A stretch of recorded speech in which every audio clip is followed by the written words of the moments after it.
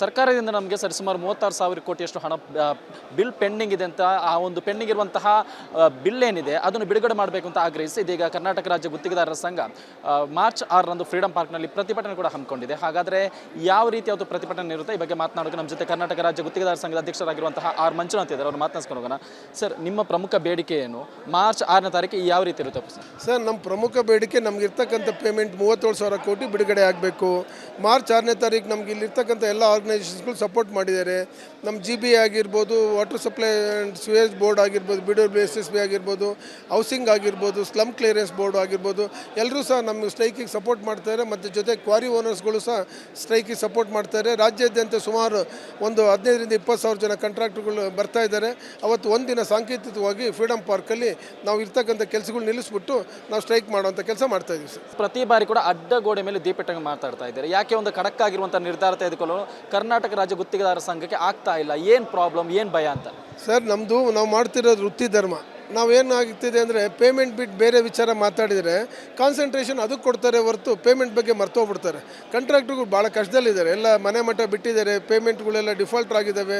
ಮನೆ ಎಲ್ಲವೂ ಕೊಟ್ಟರ ಸಾಲ ಕೊಡೋಕ್ಕಾಗ್ತಿಲ್ಲ, ಬಡ್ಡಿ ಕಟ್ಟೋಕ್ಕಾಗ್ತಿಲ್ಲ. ಈ ಥರ ಇದ್ದಾಗ ನಾವು ಒಂಥರ ಹುಷಾರಾಗಿ ಹೆಜ್ಜೆ ಇಡಬೇಕು. ಹಿಂದ್ಗಡೆ ನೋಡಿ ಕೆಂಪಣ್ಣ ಸರ್ ಮಾತಾಡಿದಂಥ ಸಂದರ್ಭದಲ್ಲಿ ಅವಾಗ ಭಾಳ ಲಾಸ್ ಆಯ್ತು ನಮಗೆ ಕಾಂಟ್ರಾಕ್ಟ್ರುಗಳಿಗೆ, ಭಾಳ ತೊಂದರೆ ಆಯ್ತು ಕಾಂಟ್ರಾಕ್ಟ್ರುಗಳು. ಆ ಥರ ಆಗಬಾರ್ದು. ನಮ್ಮ ಹಿಂದೆ 1.5 ಲಕ್ಷ ಜನ ಕಾಂಟ್ರಾಕ್ಟ್ರುಗಳಿದ್ದಾರೆ. 1.5 ಲಕ್ಷ ಜನ ಕಾಂಟ್ರಾಕ್ಟ್ರುಗಳಿಗೆ ಭಾಳ ಕಷ್ಟ ಆಗುತ್ತೆ ಅನ್ನೋದು ಅವ್ರನ್ನ ಮನಸ್ಸಲ್ಲಿ ಇಟ್ಕೊಂಡು ನಾವು ಜಾಳ್ಮೆಯಿಂದ ಹೆಜ್ಜೆ ನಡಿಬೇಕಾಗಬೇಕನ್ನೋದು ಅಷ್ಟೇ ಹೇಳ್ತಿರೋದು. ಈಗ ಕರ್ನಾಟಕ ರಾಜ್ಯ ಗುತ್ತಿಗೆದಾರ ಸಂಘ ಹತ್ರ ಎಲ್ಲ ರೀತಿಯ ಅಸ್ತ್ರ ಇದೆ. ಆಡಿಯೋ ಆಗಿರ್ಬೋದು, ವಿಡಿಯೋ ಸೇರಿದಂತೆ ಎಲ್ಲ ರೀತಿಯ ಅಸ್ತ್ರವನ್ನು ತಮ್ಮ ಕಿಸೆಯಲ್ಲಿ ಇಟ್ಕೊಂಡೇ ಇದೆ ಕಾಯ್ತಿದ್ದಾರೆ ಅಂತ ಆರೋಪ. ಸರ್, ಇಲ್ಲೇನಾಗ್ತಿದೆ ಅಂದರೆ ನಾವು ಕಮಿಷನ್ ಕೊಡೋ ವಿಚಾರದಲ್ಲಿ ಯಾವುದೇ ಥರದ್ದು ಪುರಾವೆಗಳು ಇರೋದಿಲ್ಲ. ನಾವು ಅದಕ್ಕೇನು ಸಾಕ್ಷಿ ಕೊಡೋಕ್ಕಾಗುತ್ತಾ? ಯಾರೇ ಆಯಿತು ಸಾಕ್ಷಿ ಬರಪ್ಪ, ಫೋಟೋ ತಕ್ಕಂತೀನಿ, ನಾನು ಇದು ಕೊಡ್ತೀನಿ ಅಂತ ಅನ್ನೋಕ್ಕಾಗುತ್ತಾ? ನಮ್ಮ ಟೆಂಡ್ರುಗಳು, ನಮ್ಮ ಪಾಲಿಸಿ ಮ್ಯಾಟ್ರ್ ನೋಡ್ಬಿಟ್ಟು ನಿಮಗೆ ಗೊತ್ತಾಗ್ಬಿಡುತ್ತೆ. ಟೆಂಡ್ರು ಪೇಮೆಂಟ್ ಡಿಲೇ ಯಾಕೆ ಆಗ್ತಾರೆ? ಯಾಕೆ ಸೀನಿಯಾರಿಟಿ ಮೇಂಟೈನ್ ಮಾಡೋದಿಲ್ಲ ಇವರು? ಸೊ ಅದೇ ಇಟ್ಸ್ ಪ್ರೊವೋಕ್ ಅವರ್ ಪ್ರಾಬ್ಲಮ್. ಎಲ್ಲ ಇಲಾಖೆನಲ್ಲೂ ಸೀನಿಯಾರಿಟಿ ಮೇಂಟೈನ್ ಮಾಡ್ತಾ ಇಲ್ಲ. ಒಂದು 2-3 ಇಲಾಖೆ ಬಿಟ್ಬಿಟ್ರೆ ಬಾಕಿ ಯಾವುದ್ರಲ್ಲೂ ಸೀನಿಯಾರಿಟಿ ಮೇಂಟೈನ್ ಮಾಡ್ತಾ ಇಲ್ಲ. ಪಾದಯಾತ್ರೆ ವಿಚಾರ ಸರ್, ಯಾವಾಗ ಶುರುವಾಗುತ್ತೆ, ಎಲ್ಲಿಂದ ಪ್ರಾಬ್ಲಮ್ ಡಿಮ್ಯಾಂಡ್ ಸಾಲ್ವ್ ಮಾಡಲಿಲ್ಲ ಅಂದರೆ ನಾವು ಏಪ್ರಿಲ್ ತಿಂಗಳಲ್ಲಿ ಮೈಸೂರಿಂದನೇ ನಾವು ಬೆಂಗಳೂರುವರೆಗೂ ಪಾದಯಾತ್ರೆ ಮಾಡ್ತೀವಿ. ಎಲ್ಲ ಕಾಂಟ್ರಾಕ್ಟ್ರುಗಳು ನಮ್ಮ ಸಮಸ್ಯೆ ಇಟ್ಕೊಂಡು ನಮಗೆ ಪೇಮೆಂಟ್ ಕೊಡ್ರಪ್ಪ, ನಮ್ಮದು ಇಟ್ಟಿರೋ ಆಸ್ತಿ ಬಿಡಿಸೋದಕ್ಕೆ ದುಡ್ಡು ಕೊಡಿ, ನಮ್ಮ ಕೂಲಿ ಕೊಡಿ, ನಮ್ಮ 3 ವರ್ಷದ ಹಳೆ ಬಿಲ್ ಕೊಡಿ ಅಂತ ಹೇಳ್ಕೊಂಡು ಪಾದಯಾತ್ರೆ ಮಾಡ್ತೀವಿ. ಸಾಂಕೇತ ಇಷ್ಟು ಕರ್ನಾಟಕ ರಾಜ್ಯ ಗುತ್ತಿಗೆದಾರ ಸಂಘದ ಅಧ್ಯಕ್ಷರಾಗಿರುವಂತಹ ಆರ್ ಮಂಜುನಾಥ್ ಅವರ ಮಾತು. ಕ್ಯಾಮರಾ ಪರ್ಸನ್ ಶಿವ ಜೊತೆ ಸತ್ತಾರ್, ರಿಪಬ್ಲಿಕ್ ಕನ್ನಡ, ಬೆಂಗಳೂರು. ಸರ್ಕಾರದಿಂದ ನಮಗೆ ಸರಿಸುಮಾರು 36,000 ಕೋಟಿಯಷ್ಟು ಹಣ ಬಿಲ್ ಪೆಂಡಿಂಗ್ ಇದೆ ಅಂತ ಆ ಒಂದು ಪೆಂಡಿಂಗ್ ಇರುವಂತಹ ಬಿಲ್ ಏನಿದೆ ಅದನ್ನು ಬಿಡುಗಡೆ ಮಾಡಬೇಕು ಅಂತ ಆಗ್ರಹಿಸಿ ಇದೀಗ ಕರ್ನಾಟಕ ರಾಜ್ಯ ಗುತ್ತಿಗೆದಾರರ ಸಂಘ ಮಾರ್ಚ್ 6ರಂದು ಫ್ರೀಡಂ ಪಾರ್ಕ್ನಲ್ಲಿ ಪ್ರತಿಭಟನೆ ಕೂಡ ಹಮ್ಮಿಕೊಂಡಿದೆ. ಹಾಗಾದರೆ ಯಾವ ರೀತಿಯ ಒಂದು ಪ್ರತಿಭಟನೆ ಇರುತ್ತೆ ಈ ಬಗ್ಗೆ ಮಾತನಾಡೋಕೆ ನಮ್ಮ ಜೊತೆ ಕರ್ನಾಟಕ ರಾಜ್ಯ ಗುತ್ತಿಗೆದಾರರ ಸಂಘದ ಅಧ್ಯಕ್ಷರಾಗಿರುವಂತಹ ಆರ್ ಮಂಜುನಾಥ್ ಇದ್ದಾರೆ. ಅವ್ರು ಮಾತನಾಡ್ಸ್ಕೊಂಡು ಹೋಗೋಣ. ಸರ್, ನಿಮ್ಮ ಪ್ರಮುಖ ಬೇಡಿಕೆ ಏನು? ಮಾರ್ಚ್ 6ನೇ ತಾರೀಕು ಯಾವ ರೀತಿ ಇರುತ್ತೆ ಸರ್? ನಮ್ಮ ಪ್ರಮುಖ ಬೇಡಿಕೆ ನಮಗಿರ್ತಕ್ಕಂಥ ಪೇಮೆಂಟ್ 37,000 ಕೋಟಿ ಬಿಡುಗಡೆ ಆಗಬೇಕು. ಮಾರ್ಚ್ 6ನೇ ತಾರೀಕು ನಮ್ಗೆ ಇಲ್ಲಿರ್ತಕ್ಕಂಥ ಎಲ್ಲ ಆರ್ಗನೈಸೇಷನ್ಗಳು ಸಪೋರ್ಟ್ ಮಾಡಿದ್ದಾರೆ. ನಮ್ಮ GBA ಆಗಿರ್ಬೋದು, ವಾಟರ್ ಸಪ್ಲೈ ಆ್ಯಂಡ್ ಸ್ವೇಜ್ ಬೋರ್ಡ್ ಆಗಿರ್ಬೋದು, BWSSB ಆಗಿರ್ಬೋದು, ಹೌಸಿಂಗ್ ಆಗಿರ್ಬೋದು, ಸ್ಲಮ್ ಕ್ಲಿಯರೆನ್ಸ್ ಬೋರ್ಡ್ ಆಗಿರ್ಬೋದು, ಎಲ್ಲರೂ ಸಹ ನಮ್ಮ ಸ್ಟ್ರೈಕಿಗೆ ಸಪೋರ್ಟ್ ಮಾಡ್ತಾರೆ. ಮತ್ತು ಜೊತೆ ಕ್ವಾರಿ ಓನರ್ಸ್ಗಳು ಸಹ ಸ್ಟ್ರೈಕಿಗೆ ಸಪೋರ್ಟ್ ಮಾಡ್ತಾರೆ. ರಾಜ್ಯಾದ್ಯಂತ ಸುಮಾರು ಒಂದು 15ರಿಂದ 20,000 ಜನ ಕಾಂಟ್ರಾಕ್ಟರ್ಗಳು ಬರ್ತಾ ಇದ್ದಾರೆ. ಅವತ್ತು ಒಂದಿನ ಸಾಂಕೇತಿಕವಾಗಿ ಫ್ರೀಡಂ ಪಾರ್ಕಲ್ಲಿ ನಾವು ಇರ್ತಕ್ಕಂಥ ಕೆಲಸಗಳು ನಿಲ್ಲಿಸ್ಬಿಟ್ಟು ನಾವು ಸ್ಟ್ರೈಕ್ ಮಾಡುವಂಥ ಕೆಲಸ ಮಾಡ್ತಾ ಇದ್ದೀವಿ ಸರ್. ಪ್ರತಿ ಬಾರಿ ಕೂಡ ಅಡ್ಡ ಗೋಡೆ ಮೇಲೆ ದೀಪಿಟ್ಟಂಗೆ ಮಾತಾಡ್ತಾ ಇದ್ದಾರೆ. ಯಾಕೆ ಒಂದು ಖಡಕ್ ಆಗಿರುವಂಥ ನಿರ್ಧಾರ ತೆಗೆದುಕೊಳ್ಳಲು ಕರ್ನಾಟಕ ರಾಜ್ಯ ಗುತ್ತಿಗೆದಾರ ಸಂಘಕ್ಕೆ ಆಗ್ತಾ ಇಲ್ಲ? ಏನು ಪ್ರಾಬ್ಲಮ್, ಏನು ಭಯ ಅಂತ? ಸರ್, ನಾವು ಮಾಡ್ತಿರೋದು ವೃತ್ತಿ ಧರ್ಮ. ನಾವೇನಾಗ್ತಿದೆ ಅಂದರೆ ಪೇಮೆಂಟ್ ಬಿಟ್ಟು ಬೇರೆ ವಿಚಾರ ಮಾತಾಡಿದರೆ ಕಾನ್ಸಂಟ್ರೇಷನ್ ಅದಕ್ಕೆ ಕೊಡ್ತಾರೆ ಹೊರತು ಪೇಮೆಂಟ್ ಬಗ್ಗೆ ಮರ್ತೋಗ್ಬಿಡ್ತಾರೆ. ಕಾಂಟ್ರಾಕ್ಟ್ರುಗಳು ಭಾಳ ಕಷ್ಟದಲ್ಲಿದ್ದಾರೆ. ಎಲ್ಲ ಮನೆ ಮಠ ಬಿಟ್ಟಿದ್ದಾರೆ. ಪೇಮೆಂಟ್ಗಳೆಲ್ಲ ಡಿಫಾಲ್ಟರ್ ಆಗಿದ್ದಾವೆ. ಮನೆ ಎಲ್ಲವೂ ಕೊಟ್ಟರ ಸಾಲ ಕೊಡೋಕ್ಕಾಗ್ತಿಲ್ಲ, ಬಡ್ಡಿ ಕಟ್ಟೋಕ್ಕಾಗ್ತಿಲ್ಲ. ಈ ಥರ ಇದ್ದಾಗ ನಾವು ಒಂಥರ ಹುಷಾರಾಗಿ ಹೆಜ್ಜೆ ಇಡಬೇಕು. ಹಿಂದ್ಗಡೆ ನೋಡಿ ಕೆಂಪಣ್ಣ ಸರ್ ಮಾತಾಡಿದಂಥ ಸಂದರ್ಭದಲ್ಲಿ ಅವಾಗ ಭಾಳ ಲಾಸ್ ಆಯ್ತು ನಮಗೆ ಕಾಂಟ್ರಾಕ್ಟ್ರುಗಳಿಗೆ, ಭಾಳ ತೊಂದರೆ ಆಯ್ತು ಕಾಂಟ್ರಾಕ್ಟ್ರುಗಳು. ಆ ಥರ ಆಗಬಾರ್ದು. ನಮ್ಮ ಹಿಂದೆ 1.5 ಲಕ್ಷ ಜನ ಕಾಂಟ್ರಾಕ್ಟ್ರುಗಳಿದ್ದಾರೆ. 1.5 ಲಕ್ಷ ಜನ ಕಾಂಟ್ರಾಕ್ಟ್ರುಗಳಿಗೆ ಭಾಳ ಕಷ್ಟ ಆಗುತ್ತೆ ಅನ್ನೋದು ಅವ್ರನ್ನ ಮನಸ್ಸಲ್ಲಿ ಇಟ್ಕೊಂಡು ನಾವು ಜಾಳ್ಮೆಯಿಂದ ಹೆಜ್ಜೆ ನಡಿಬೇಕಾಗಬೇಕನ್ನೋದು ಅಷ್ಟೇ ಹೇಳ್ತಿರೋದು. ಈಗ ಕರ್ನಾಟಕ ರಾಜ್ಯ ಗುತ್ತಿಗೆದಾರ ಸಂಘ ಹತ್ರ ಎಲ್ಲ ರೀತಿಯ ಅಸ್ತ್ರ ಇದೆ. ಆಡಿಯೋ ಆಗಿರ್ಬೋದು, ವಿಡಿಯೋ ಸೇರಿದಂತೆ ಎಲ್ಲ ರೀತಿಯ ಅಸ್ತ್ರವನ್ನು ತಮ್ಮ ಕಿಸೆಯಲ್ಲಿ ಇಟ್ಕೊಂಡೇ ಇದೆ ಕಾಯ್ತಿದ್ದಾರೆ ಅಂತ ಆರೋಪ. ಸರ್, ಇಲ್ಲೇನಾಗ್ತಿದೆ ಅಂದರೆ ನಾವು ಕಮಿಷನ್ ಕೊಡೋ ವಿಚಾರದಲ್ಲಿ ಯಾವುದೇ ಥರದ್ದು ಪುರಾವೆಗಳು ಇರೋದಿಲ್ಲ.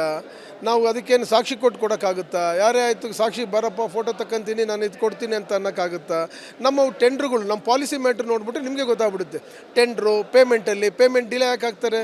ಯಾಕೆ ಸೀನಿಯಾರಿಟಿ ಮೇಂಟೈನ್ ಮಾಡೋದಿಲ್ಲ ಇವರು? ಸೊ ಅದೇ ಇಟ್ಸ್ ಪ್ರೊವೋಕ್ ಅವರ್ ಪ್ರಾಬ್ಲಮ್. ಎಲ್ಲ ಇಲಾಖೆನಲ್ಲೂ ಸೀನಿಯಾರಿಟಿ ಮೇಂಟೈನ್ ಮಾಡ್ತಾ ಇಲ್ಲ. ಒಂದು 2-3 ಇಲಾಖೆ ಬಿಟ್ಬಿಟ್ರೆ ಬಾಕಿ ಯಾವುದ್ರಲ್ಲೂ ಸೀನಿಯಾರಿಟಿ ಮೇಂಟೈನ್ ಮಾಡ್ತಾ ಇಲ್ಲ. ಪಾದಯಾತ್ರೆ ವಿಚಾರ ಸರ್ ಯಾವಾಗ ಶುರುವಾಗುತ್ತೆ, ಎಲ್ಲಿಂದ ಎಲ್ಲಿ? ಪ್ರಾಬ್ಲಮ್ ಡಿಮ್ಯಾಂಡ್ ಸಾಲ್ವ್ ಮಾಡಲಿಲ್ಲ ಅಂದರೆ ನಾವು ಏಪ್ರಿಲ್ ತಿಂಗಳಲ್ಲಿ ಮೈಸೂರಿಂದನೇ ನಾವು ಬೆಂಗಳೂರುವರೆಗೂ ಪಾದಯಾತ್ರೆ ಮಾಡ್ತೀವಿ. ಎಲ್ಲ ಕಾಂಟ್ರಾಕ್ಟ್ರುಗಳು ನಮ್ಮ ಸಮಸ್ಯೆ ಇಟ್ಕೊಂಡು ನಮಗೆ ಪೇಮೆಂಟ್ ಕೊಡ್ರಪ್ಪ, ನಮ್ಮದು ಇಟ್ಟಿರೋ ಆಸ್ತಿ ಬಿಡಿಸೋದಕ್ಕೆ ದುಡ್ಡು ಕೊಡಿ, ನಮ್ಮ ಕೂಲಿ ಕೊಡಿ, ನಮ್ಮ 3 ವರ್ಷದ ಹಳೆ ಬಿಲ್ ಕೊಡಿ ಅಂತ ಹೇಳ್ಕೊಂಡು ಪಾದಯಾತ್ರೆ ಮಾಡ್ತೀವಿ. ಸಾಂಕೇತ ಇಷ್ಟು ಕರ್ನಾಟಕ ರಾಜ್ಯ ಗುತ್ತಿಗೆದಾರ ಸಂಘದ ಅಧ್ಯಕ್ಷರಾಗಿರುವಂತಹ ಆರ್ ಮಂಜುನಾಥ್ ಅವರ ಮಾತು. ಕ್ಯಾಮರಾ ಪರ್ಸನ್ ಶಿವ ಜೊತೆ ಸತ್ತಾರ್, ರಿಪಬ್ಲಿಕ್ ಕನ್ನಡ, ಬೆಂಗಳೂರು.